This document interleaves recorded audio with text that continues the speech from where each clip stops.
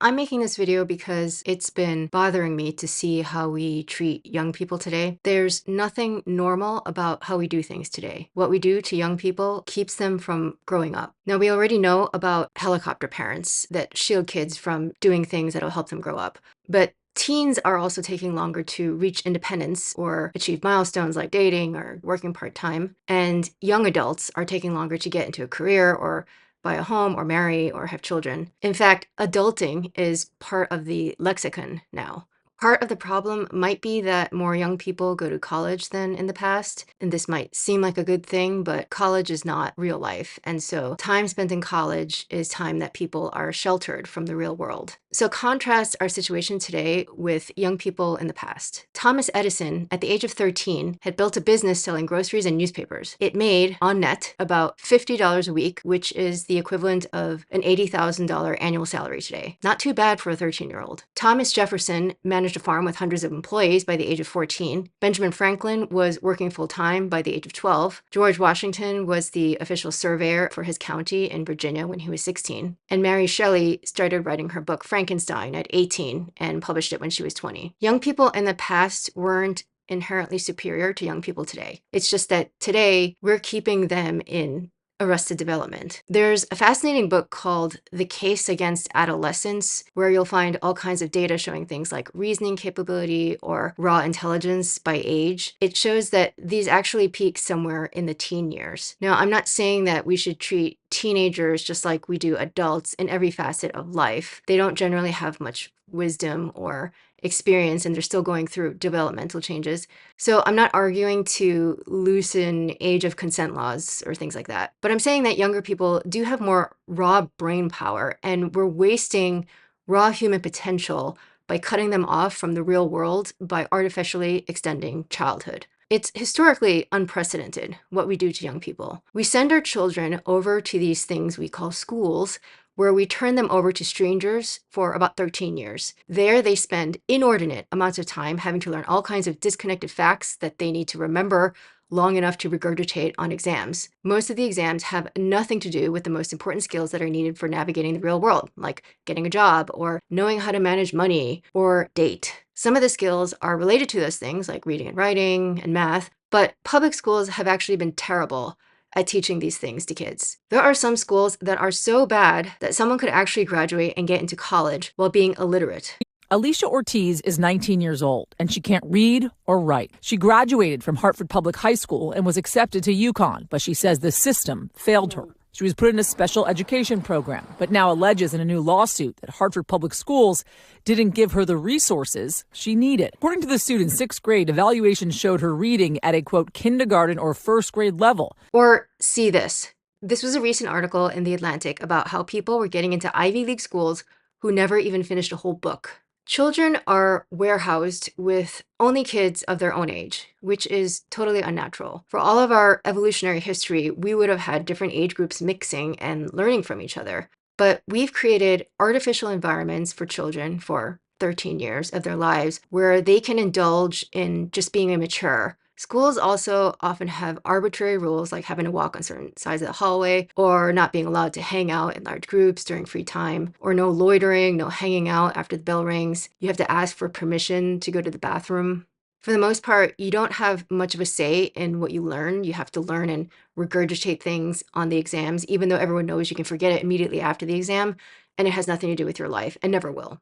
I'm going to speculate and say that this normalizes following pointless directives. It's a type of conditioning. It creates adults that are psychologically conditioned to comply with rules or regulations, even when they don't make sense. John Taylor Gatto was a former public school teacher, and he came to regret his time as a school teacher because he felt like he had been inadvertently harming kids. He wrote, "Over the years, I have come to see that whatever I thought I was doing as a teacher, most of what I was actually doing was teaching an invisible curriculum that reinforced the myths of the school institution and those of an economy based on caste." In his books, Dumbing Us Down and Weapons of Mass Instruction, he talks about how the public school system turns kids into automatons. Good students wait for a teacher to tell them what to do. This is the most important lesson of them all. We must wait for other people, better trained than ourselves, to make the meaning of our lives. The expert makes all the important choices. Only I, the teacher, can determine what my kids must study, or rather, only the people who pay me can make those decisions. Words and meaningless routines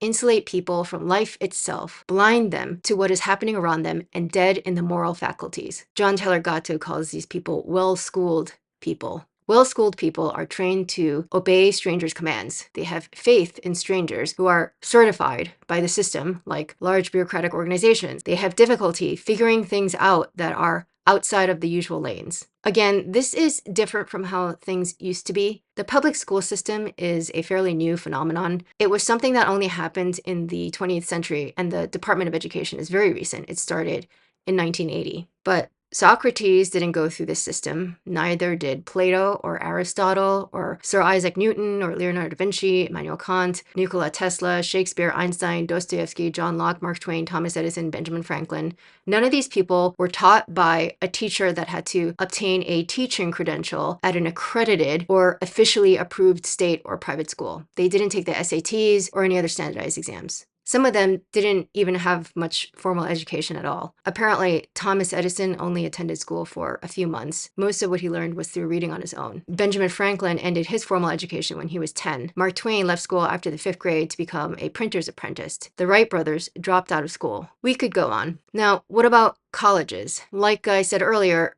colleges are not like real life. It's cut off from the real world, and they've increasingly become infected with bad ideologies where students have things like trigger warnings or safe spaces where young people are shielded from uncomfortable facts or conversations. You can read about this more in books like The Coddling of the American Mind. Students on campus are taught that they're fragile. They're taught that words can hurt, that words are violence, that they need to be protected from bad experiences. They disinvite speakers from coming to campus if they hold dangerous beliefs. We don't want you to speak here.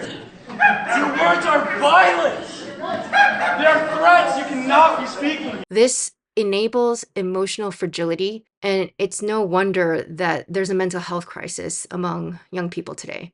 And it's no wonder that the majority of young people come out of college with no confidence, feeling completely unprepared to act as adults because they've lived in stunted development on college campuses, which are bubbles. After such a long time of going through this system, I think this also leads to a childlike sense of entitlement when it comes to jobs. People feel entitled to a good job because they took all the right steps, because year after year they went to school, got the grades, got the right degrees.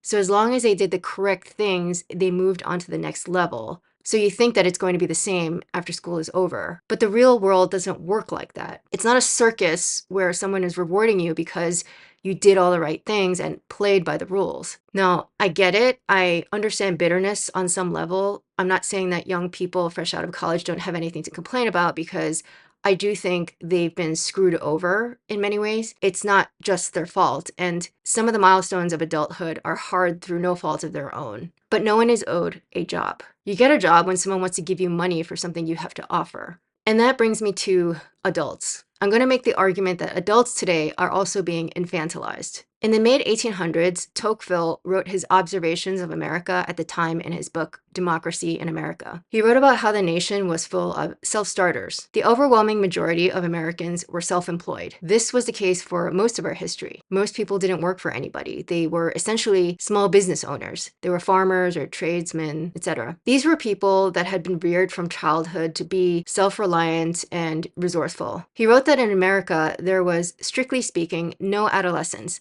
At the close of boyhood, the man appears and begins to trace out his own path. It's very different now, where most people work for someone else. And even some workplaces have become places of extended adolescence. Eric, you can't just sit there at a table. Yeah, I can. It's Monday. So?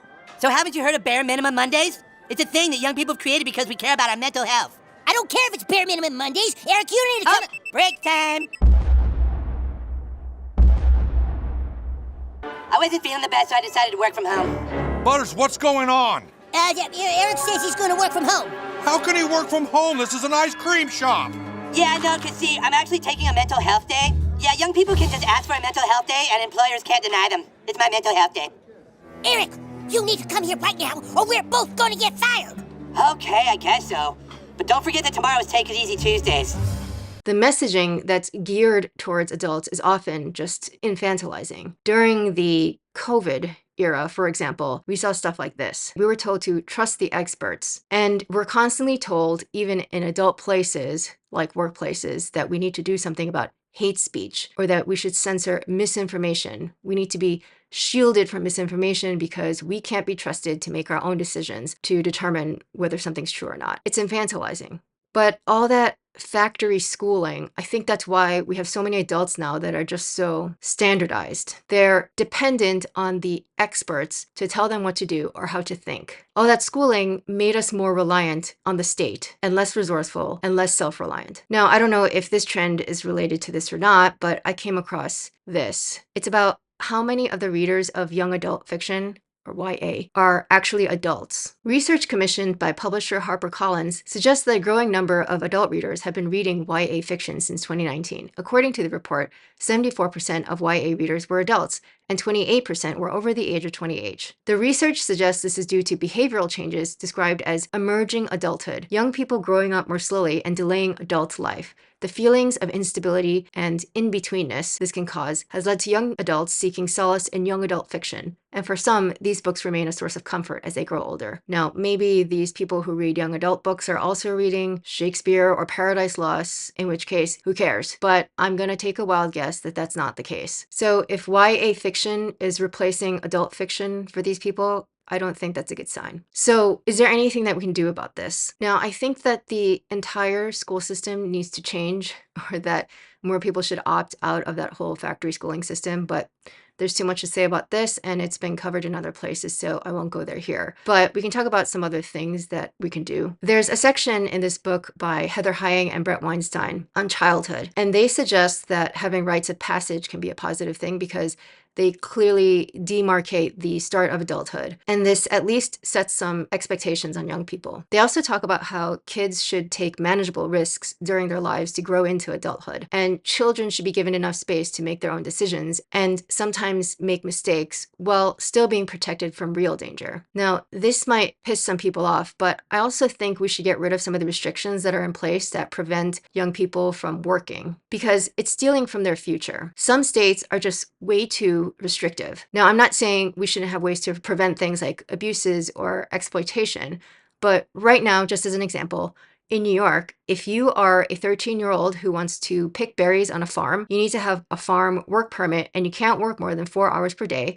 You can't work before 9 a.m. or after 4 p.m., etc. So in other words, you're just not that hireable. There are also restrictive laws for older teens, like with all these very specific rules, but with exceptions for certain jobs like babysitters, bridge caddies at bridge tournaments, performers, models. What if you were a coder and you wanted to work more hours than what's stipulated here? Well, too bad. The law discriminates against you. You're not allowed to contribute to society that way. You're not allowed to compete for those jobs because the government thinks you're too incompetent or untrustworthy to decide things for yourself. But hey, you can be a newspaper carrier instead. So those are the expectations we've set for 14 or 15-year-olds. I mean, this is just insulting to young people. Just a reminder, Benjamin Franklin was working full-time by the age of 12. Thomas Edison was making the equivalent of an $80K salary at the age of 13. Now you might be thinking, okay, but I have a 13-year-old and he's so immature. He's so not ready to take on any real responsibilities. But I'm going to guess that the reason so many 13-year-olds are so immature is because they've been artificially stunted by keeping them under rigid rules in factory schooling and kept from interacting with adults who aren't